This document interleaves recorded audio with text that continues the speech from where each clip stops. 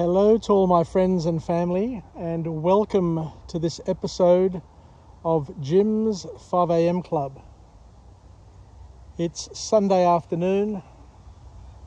It's about an hour before sundown, so I thought I'd come for a bushwalk here at the Moxham Park John Curtin Reserve, and I'll just go for about a half-hour walk. But what I wanted to do today is do a summary, not necessarily a book summary today, but I want to do an extension of Jim's 5am Club, a subset of it, which is called My Greek Orthodox Odyssey. And it's a special number of vlogs based on, I guess, my Christian background, my Greek Orthodox background. But what I will be doing is I will be relaying messages that come from a monastery in Greece, where the abbot of the monastery, Geron Nektarios, has his own vlog channel, believe it or not, where he vlogs once or twice a day, and he's almost caught up with me. He's got about 700 vlogs that he's put together. So what I thought I would do, and I really love doing this sort of thing, is I listen to his vlogs in Greek and then take some notes, and I will translate it into layman's English as best I can to capture the message in the English language and pass it on to my friends and family and whoever is interested.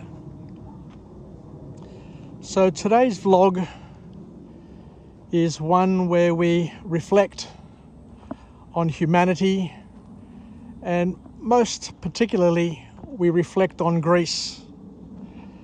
I'm not sure if a lot of people know this, but the New Testament was written in Greek. It was captured in the Greek language by the four evangelists, and also St. Paul in his material. So the Greek language was the language which was used to articulate, to capture, to nuance the Word of God. And before the New Testament, once again, a lot of people may not know this, but the Old Testament was first translated into Greek round about 300 BC, somewhere around there. So a lot of the Jews around the time of Jesus's mission were Hellenized in many ways, in terms of the language that they would have spoken. Just like today, the English language is the global language that most business people throughout the world need to know in order to transact and to interact. Just like English today, and the American culture, or the English culture, is the one that, I guess, infuses every culture through the world. So too, around the time that Jesus was born and commenced his mission, and when the early church fathers and the disciples commenced their missionary work, the Greek language was the common thread that bound people together. And for the first 1200 years, the ecumenical councils, the organisation, the functioning of the church was mainly in the Greek language. So for that particular point, the Greek language is very, very special. and it's something that needs to stay alive. So in Geron Nektarios' vlog, he kicks off his vlog by saying that Greece was once a respectful nation, a nation that valued family, church, the Word of God, traditions, customs, and all of the things, family life, community life, social life, especially from the day Jesus was born through to maybe 2 or 3 generations ago. The whole society centered around Christianity, the Christian calendar, the Christian cycle. Villages would celebrate Christian festivities throughout the year, and it was the common element, as we said, that brought families together. That's how it used to be. But why is this important?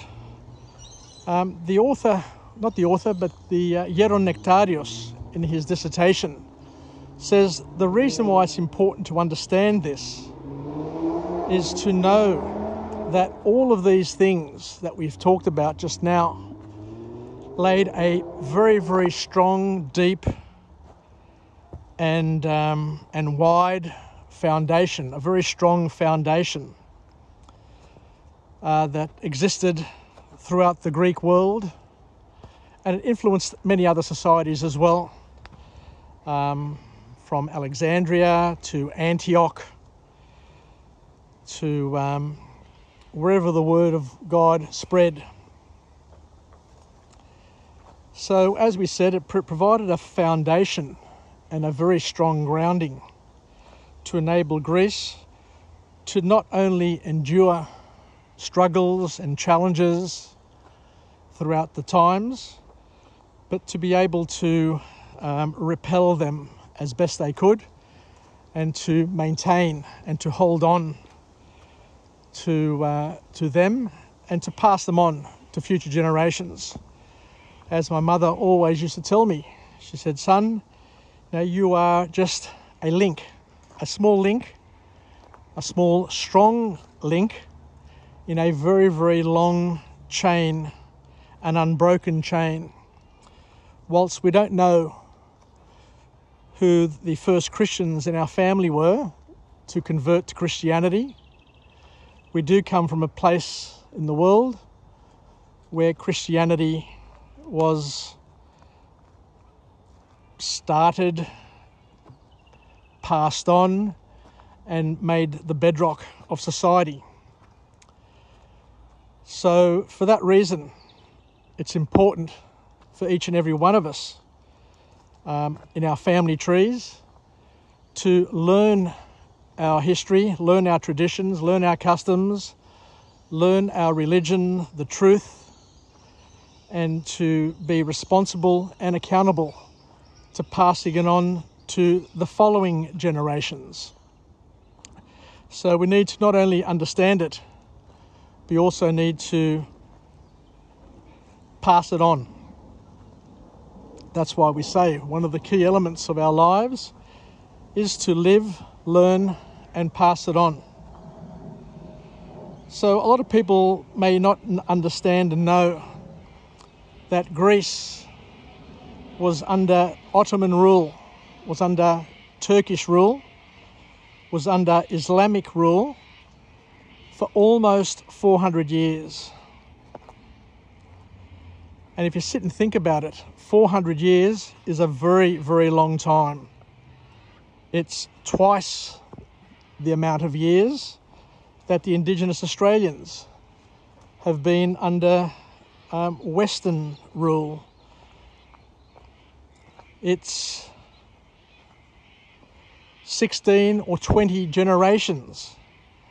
And for those of us who have children and grandchildren, we understand very, very clearly that a couple of generations are enough to neutralise, to evaporate, to weaken the links, the messages that have been handed to us from other people. And in many ways, a lot of the nuance, a lot of the messaging is lost through the generations. So Greece was under Turkish rule for 400 years, and it was an example of modern day slavery, where the Greeks were persecuted, the Greeks were murdered. To understand, during those 400 years, the Greek population of Greece almost vanished. I think it got down to some very, very low level and was almost unsustainable. But the Greeks, to their credit, had secret schools where they taught their children the language, they taught the children the customs, the traditions, the faith, and it kept on going, but it was mainly underground. It was on the hush. So a lot of the icons, a lot of the messaging, a lot of the symbolism that we have in our church is there because it encodes the whole faith. So the point that I'm trying to make here is that because of all of that happened before the Ottoman invasion of Greece, it enabled Greece to have a very, very strong foundation. And it gave it a purpose to fight back and to fight to the death. Because its role, one of its key roles, was to rid itself of the Ottoman rule, rid itself of Islam, and to allow the Greeks, the Christians, which were the majority of the people in the country, to express their faith in the language that it was handed to them. So the Greek language, if you want to just contemplate and try and understand, is a living language that has been around for thousands of years. It's changed over time, but it doesn't mean that it's lost. So what we're saying here is that the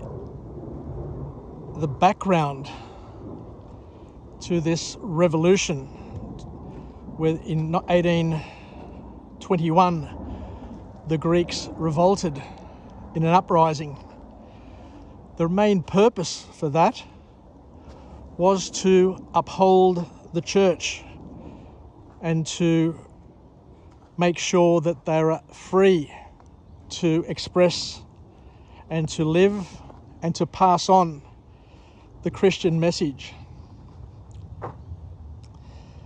Greece, it's important. This is a very, very important point.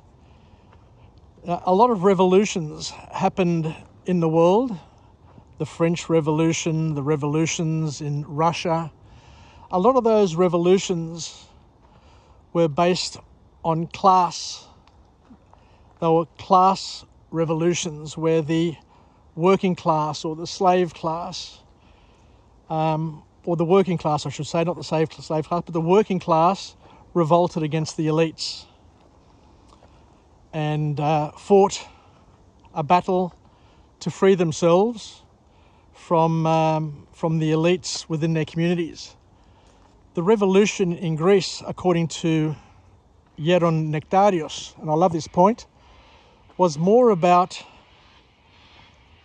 all of the Greeks fighting a religious battle to enable the truth to be freed and to be expressed and to be lived. So the nation revolted against the tyranny of Islam, and it's a very, very important point to make, and it could be a little bit controversial in today's day to say things like this, but this is how it was, because the atrocities that the Greeks had to endure in those 400 years are absolutely horrendous. So much so that it's sickening just to even talk about them and contemplate them. So there is, and as we've seen over time, you know, it's not black versus white. You know, white on white are just as vicious and just as ugly. So there is racism within races. There is racism and battling within religions. But this is the story of Greece.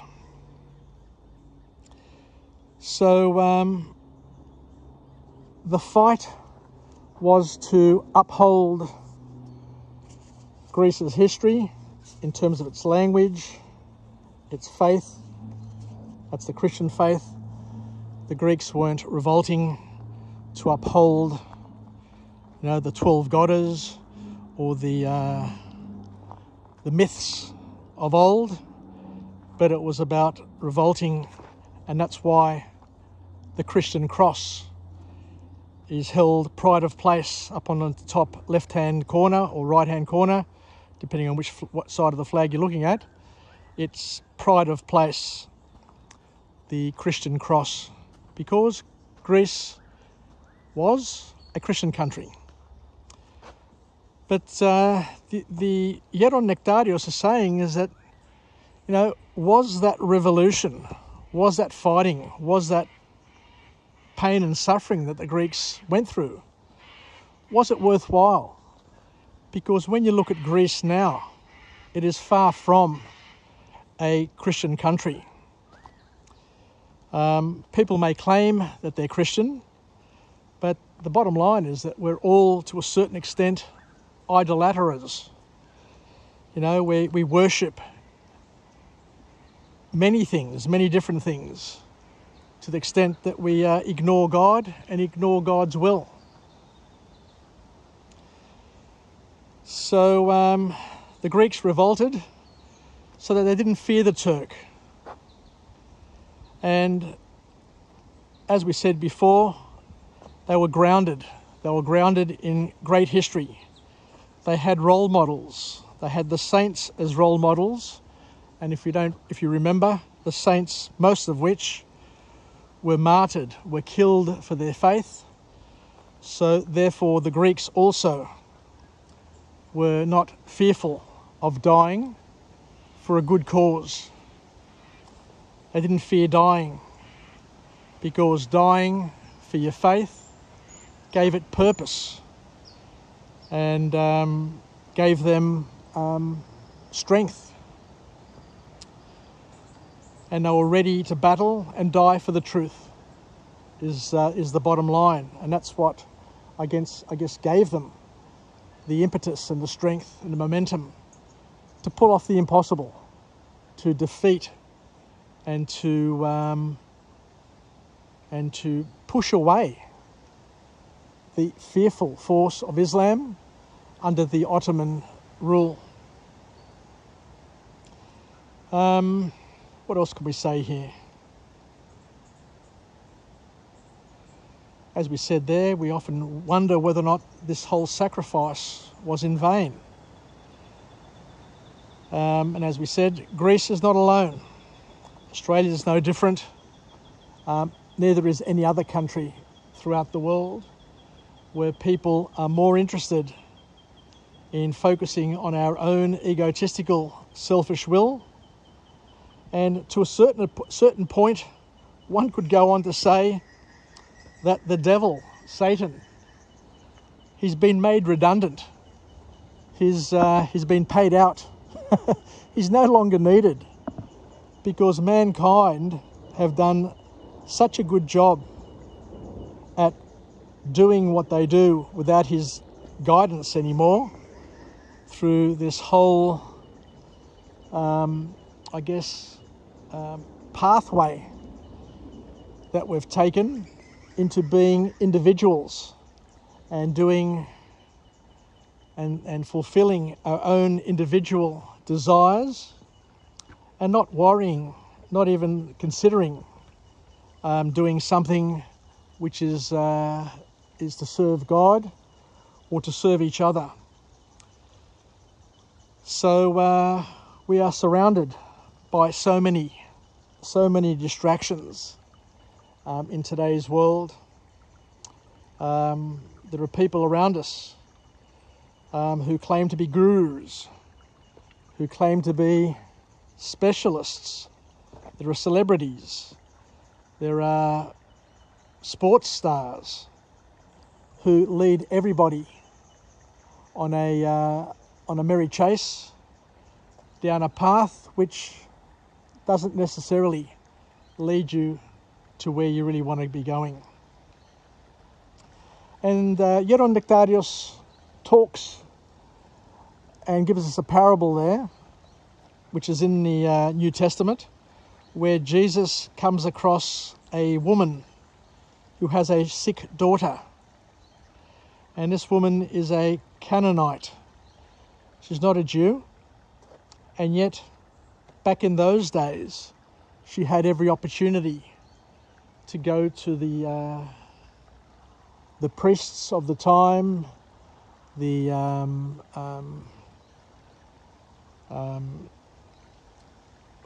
what else can I say? The priests, the philosophers of the day, of the know-it-alls, to try and solve the issue. The doctors. She had every opportunity back in those days to seek help, and yet nobody could help her. But she came across Jesus. She heard that Jesus had performed miracles, and a Canaanite asked Jesus to help her. And this here, as Geron Nektarios says, is an example of how Jesus, Christianity, is a faith for everybody. It's not just for the Jews. It's not just for the Greeks. It's not just for whatever race that you're lucky or unlucky to be born into, but it is a faith, it is a truth, it is an act of love that can be tapped into by anyone and everyone through faith in Jesus, as he is here to save each and every one of us. So the last thing that Geron Nektarios talks about is that things haven't changed all that much over the years, and we are in the times of neo-idolatry. In the old days, people would idolize calves or materials or pictures or whatever it may be. Valuable metals, statues.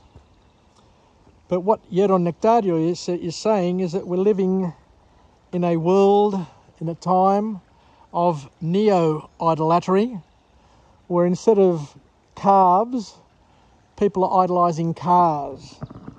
We're idolising celebrities. We're being led down the garden path, down the wrong path, by people who have absolutely no idea where they're going, what they're doing and why they're doing it, and yet they're claiming They're claiming to be gurus. They're claiming to be leaders in their field and knowing what they are doing. But as Geron Nektarios says to us, is that what they're actually doing is that they're taking people onto their back, and they're taking them away from the Word of God and leading them to a place that they may regret one day. Anyway, I think I'll leave it there. So once again, these are very, very tricky topics. I'm not a priest. I'm not a theologist or theologian. I am a Christian who's work in progress. I'm growing in my faith. I'm learning day by day. It's very hard, of course, to learn it and to apply it, especially living in a modern country like Sydney, where we have so many distractions. We've got work, we've got social circles, where people are of different faiths, and even within the same faith, people are at different levels on their path to, I guess, theosis, or becoming one with God. But it's all good, and as I say, I'm not saying what I'm saying just to uphold my Greekness or my Hellenism. It's a fact that that Christianity was encapsulated, was encoded, was written, and was debated and passed on to many people throughout the world, to many regions throughout the world, by people who spoke the Greek language and understood the Greek way of thinking, the Greek nuance. So, it's starting to rain. It's starting to rain, and I'm in the middle of the forest, in the middle of the bush here, so it's going to be interesting. Thank God I've got a good strong canopy of trees above me just to keep me dry for now, but we'll see how it goes. So thank you very much, everybody, for joining me on this episode of Jim's 5am Club, and most specifically a subset of that known as my Greek Orthodox Odyssey, where what I do is I take from the vlogs of Geron Nektarios, and I translate them as best I can, not word for word and not perfectly. And all I'm doing is being an emissary, a messenger, taking it from one source, translating it into another source as best I can. As I say, I don't take responsibility nor accountability for the messaging, but I'll just do my best to make it available to those who may be interested. As I say, Geron Nektarios has dedicated his whole life to the Word of God. And when he was deciding whether or not to become a priest, he went to his spiritual father and said to his spiritual father that I want to become a priest. I want to become a priest. Very specific in terms of how he says it. And his spiritual father says, don't bother becoming a priest. You know, there are 5, 10, 20,000, 100,000 priests in Greece already. Now, what difference is one more priest going to make? To which Father Nektarios, or Geron Nektarios, was a little bit shocked and taken back. And his spiritual father then said to him, I don't want you just to become a priest. I want you to become the priest. I want you to become the best priest that you can, and to touch as many people and spread the word of God to as many people as you can. So this priest, who has a monastery in Nafpakto, has his vlog channel. He's got his YouTube channel where he delivers hundreds of vlogs. He's got a blog. He's on the internet. He's got an Instagram channel. So, as I said, he's very, very well versed in the technology of spreading the word of God. And I'm going to try where possible, and I hope I don't do him a disservice by not articulating it as clearly and as effectively as he does, because he is a champion communicator, a very, very effective communicator. But all I can do is just pick out some morsels that I find empowering and try and relay them with my limited understanding of Greek and my limited ability to communicate in English as well. So thank you very much, and daleme. I can't wait to do another one. Once again, the very, very tricky, very challenging topics, but things that we need to discuss and things that we need to pass on to our children, things that we need to know in order to gain perspective and understand where we stand, and how important our role is as being little links in long chains, and how important it is to pass it on, live, learn and pass it on, and to learn as much as we can and be the best Christian that we can be. That's all we can ask for. Yasas, take care. Ge doxa to Theo. Bye for now, and I look forward to coming to you again from a different location with a different message of empowerment where we can live, learn and pass it on. Yasas, bye for now.